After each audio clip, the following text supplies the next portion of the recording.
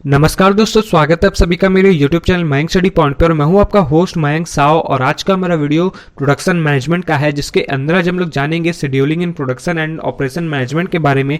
तो चलिए वीडियो में आगे बढ़ते हैं। और वीडियो में आगे बढ़ने से पहले अगर आप सभी ने मेरे चैनल को अभी तक सब्सक्राइब नहीं किया है तो जल्दी इस चैनल को कर दिए सब्सक्राइब और प्रेस कर दिए बेल आइकन को भी, ताकि आपको हमारे आने वाले हर वीडियो का नोटिफिकेशन तुरंत मिले और आप उसे मिस ना कर सके। तो बढ़ते हैं आज का मेरे टॉपिक की तरफ। तो चलिए आज कुछ नया सीख लेते हैं।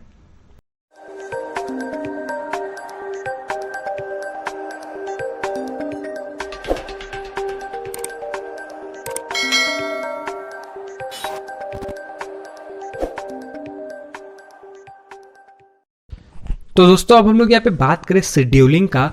शेड्यूलिंग का मतलब हम लोग पहले समझ लेते हैं कि शेड्यूलिंग होता क्या है। शेड्यूलिंग का मतलब होता है कि कोई भी टाइम को फिक्स करना, एक टाइम पीरियड में चलना। जैसे कि हम लोग प्रोडक्शन मैनेजमेंट में पढ़ रहे हैं, तो प्रोडक्शन मैनेजमेंट में हम लोग प्रोडक्ट का प्रोडक्शन करते हैं। तो वो प्रोडक्शन जब हम लोग करेंगे तो वो कौन से टाइम पे करना है और कौन से टाइम पे वो प्रोडक्ट को पहुंच जाना है, यही होता है शेड्यूलिंग। एक टाइम सेट कर देना। जैसे कि हम लोग स्टूडेंट्स हैं या फिर टीचर्स हैं, तो टीचर का भी एक अपना टाइम होता है कि मुझे 10 बजे कॉलेज में पहुंचना है या 7 बजे मुझे ट्यूशन पढ़ाने हैं, या फिर बहुत सारा होता है। जैसे स्टूडेंट का होता है कि मुझे 6 बजे उठ के पढ़ाई करना है, रात को जल्दी सो जाना है। तो ये सब होता है शेड्यूल। ये सब शेड्यूल के टाइम टू टाइम चलना होता है। या फिर आपको ब्रेक लेना है या फिर खेलने जाना है, तो आप शाम के 5 बजे जाते हो, 6 बजे जाते हो, तो आपका एक शेड्यूल बना हुआ है कि मुझे इस टाइम पे मुझे वहां पे होना चाहिए। तो यही होता है प्रोडक्शन मैनेजमेंट में भी, ऑर्गेनाइजेशन के अंदर भी यही चीज होता है कि कौन सा प्रोडक्ट को कितने बजे कितने टाइम पे और कौन से जगह पे पहुंचना है, ये डिसाइड किया जाता है। हम लोग प्रोडक्शन मैनेजमेंट को ऑपरेशन मैनेजमेंट से भी जानते हैं, तो इसलिए मैंने यहाँ पे schedule in production and operation management लिखा है। प्रोडक्शन और ऑपरेशन जो है एक ही चीज होता है। तो अब हम लोग यहाँ पे समझते हैं शेड्यूलिंग के बारे में। Scheduling can be defined as prescribing of when and where each operation necessary to manufacture the product is to be performed। तो शेड्यूलिंग यही बताता है कि अपना जो वो काम चल रहा है ऑर्गेनाइजेशन में, जो भी ऑपरेशंस चल रहे हैं, सामान हम लोग जो बना रहे हैं, ऑपरेशन का मतलब यहाँ पे कि उस प्रोडक्ट को बनाने में जो भी प्रोसेस लग रहा है उसे हम लोग ऑपरेशन कहते हैं। जितना भी प्रोसेस लग रहा है, जो भी मैन्युफैक्चर हो रहा है प्रोडक्ट, उसको कब, कहां और कैसे भेजना है और कितने समय तक में भेज देना है, ये डिसाइड करता है शेड्यूलिंग। फिर शेड्यूलिंग के एक और तरीके से हम लोग समझ सकते हैं, it is also defined as establishing of time at which to begin and complete each event or operation comprising a procedure। इसको हम लोग शेड्यूलिंग को एक और तरीके से डिफाइन कर सकते हैं कि इस्टेब्लिशिंग ऑफ टाइम, कि टाइम को एक तरीके से स्टेबल करना होता है, उसको समझना पड़ता है, उसको एक मेंटेन करके मैनेज करके चलना पड़ता है। कि मुझे जैसे कि दिसंबर में विंटर आने वाला था, तो कंपनी क्या किया, सितंबर अक्टूबर से ही स्टार्ट कर दिया अपना कंपनी में, अपना ऑर्गेनाइजेशन में मैन्युफैक्चर करना प्रोडक्ट को, या फिर कोई भी चीज जो ट्रेंड में चल रहा है, ट्रेंडिंग में चल रहा है, उन सभी चीजों को। मैं यहाँ पे विंटर का एग्जाम्पल इसलिए दिया क्योंकि ये विंटर सभी को समझ में आएगा, लेकिन अगर मैं ट्रेंड बोल दूंगा तो सभी को हो सकता है समझ में ना आए। इसलिए हर चीज को जो भी मार्केट में आने वाला है, या फिर जो चीज जैसे कि मैंगोज गर्मी के टाइम में आने वाले, तो सब क्या करेंगे, अभी सब पेड़ में ध्यान देने लगे हैं। पेड़ पे कौन पक्षी आता है, कौन कितना वहां पे जगह है, जंगल है, वो सभी का देखभाल, कौन सा खाद देना है, कौन सा क्या फर्टिलाइजर यूज करना है, इन सभी के बारे में। पूजा आने वाले, बहुत सारे कुछ फेस्टिवल्स के चीजें आने वाले, तो फेस्टिवल्स के लिए शेरवानी बिकता है, कपड़े बिकते हैं, पूजा का सामान बिकता है, फल सारे आ जाते हैं, फल का डिमांड बढ़ जाता है। यही सब होता है शेड्यूलिंग। इसी सब चीजों को चलाता है एक प्रोडक्शन मैनेजमेंट में ऑर्गेनाइजेशन जो है, वो शेड्यूलिंग इसी तरीके से चलाता है, इसी तरीके से अपने प्रोडक्ट को भेजता है, शेड्यूल करता है सभी को। तो यहीं पे था कि शेड्यूलिंग जो है एस्टेब्लिशिंग ऑफ टाइम्स, की यहाँ पे जो भी काम शुरू हो रहा है, जो भी काम खत्म हो रहा है, उन सभी काम में जो भी इवेंट में है, वो सभी सही इवेंट पे पहुंचा या नहीं पहुंचा, उस सभी सही जगह पे पहुंचा या नहीं पहुंचा, सही टाइम पे पहुंचा या नहीं पहुंचा, और उसका परफॉर्मेंस किस तरीके है, उसका प्रोसीजर किस तरीके से है, वो मैनेज करता है, वो मेंटेन करता है। वही चीज ये बताता है।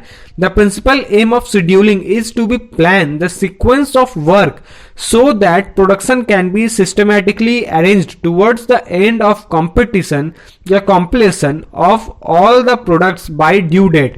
फिर यहाँ पे इसका प्रिंसिपल यही कहता है, इसका टारगेट यही होता है हर ऑर्गेनाइजेशन का और शेड्यूल का, कि उन्होंने जो भी प्लान बना है, जो भी सीक्वेंस में उन्होंने काम किया है, जो भी प्रोडक्शन किया है, उसको एक सिस्टमैटिकली तरीके से अरेंज किया जाए और लास्ट अंत तक सभी जगह में उसका प्रोडक्ट जो है मार्केट में पहुंच जाए डेट से पहले।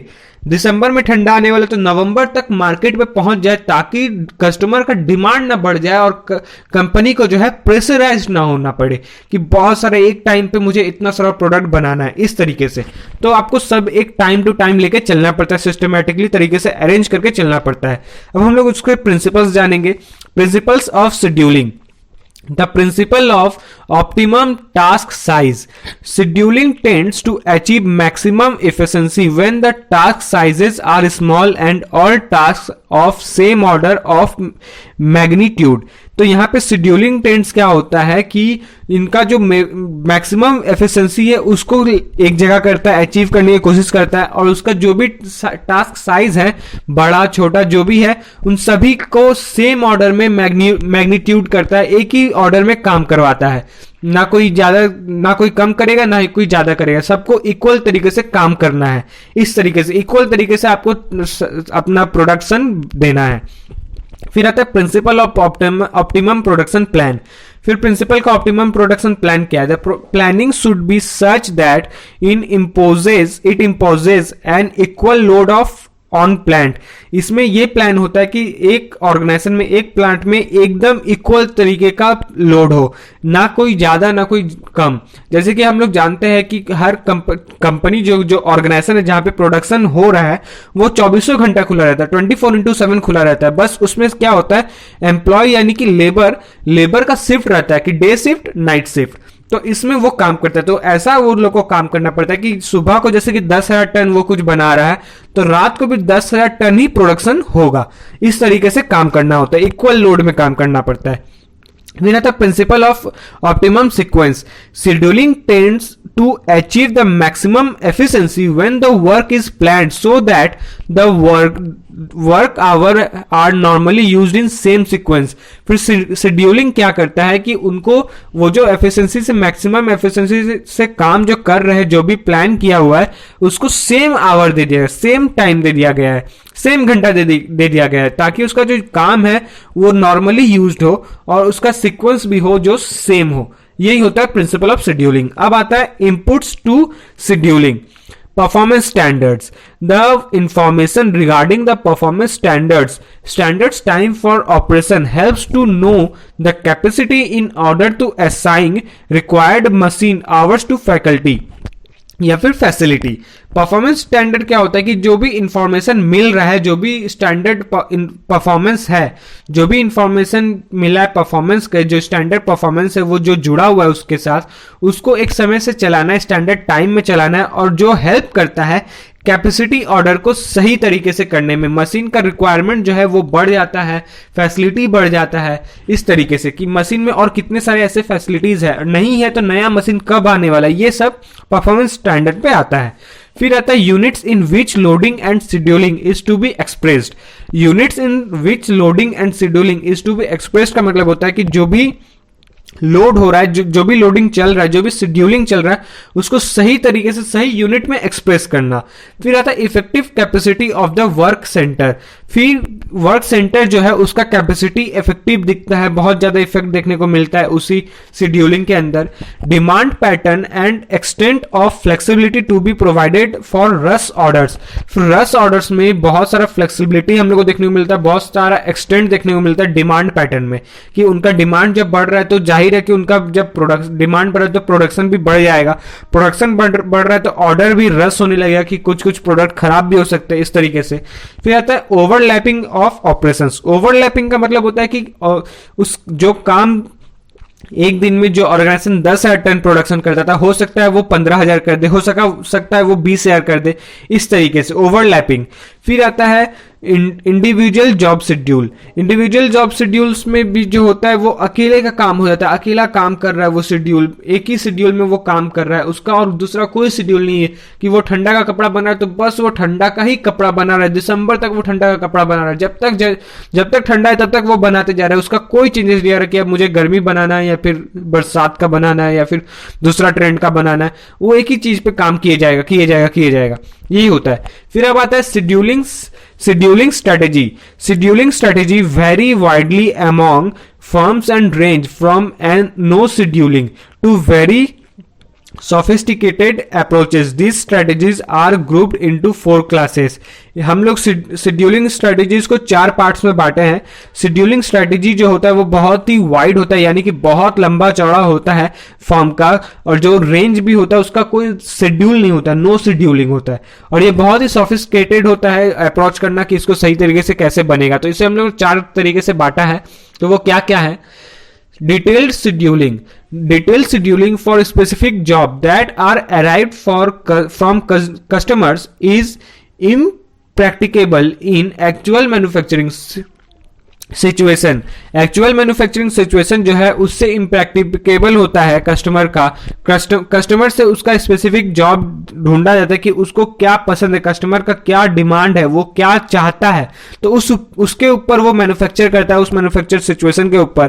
फिर changes in orders, equipments, breakdown and unforeseen events divide the plans, और कितना बार होता है कि उनको अपना इक्विपमेंट चेंज करना पड़ता है, ऑर्डर का चेंजेस करना पड़ता है, अनफोर्सीन करना पड़ता है इवेंट को, कि जैसे कि अभी कुछ भी ट्रेंड में आ गया, कुछ नया चीज ट्रेंड में आ गया, फटा हुआ जींस ट्रेंड में आ गया, तो कस्टमर को फटा हुआ जींस पहनना है, तो वो ऑर्गेनाइजेशन क्या करता है कि जो भी अच्छे जीन्स है, अच्छे पूरे सिले हुए जीन्स है, उसको कट करने लगता है, यानी कि उसको भी अब ट्रेंड में लाने की कोशिश करता है। जो प्रोडक्ट बन चुका है उसमें भी अब वो दिमाग लगाने लगता है कि वो किस तरीके से अपना प्रोडक्ट को बेचेगा।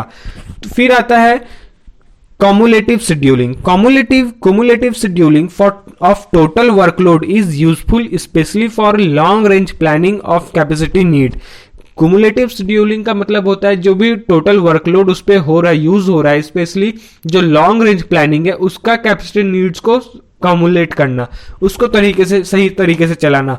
दिस में load the current period excessively and under load future periods, और ये फ्यूचर के डिमांड पे ध्यान देता है कि फ्यूचर में कौन सा चीज का, कौन सा प्रोडक्ट का डिमांड होने वाला है, अभी का नहीं।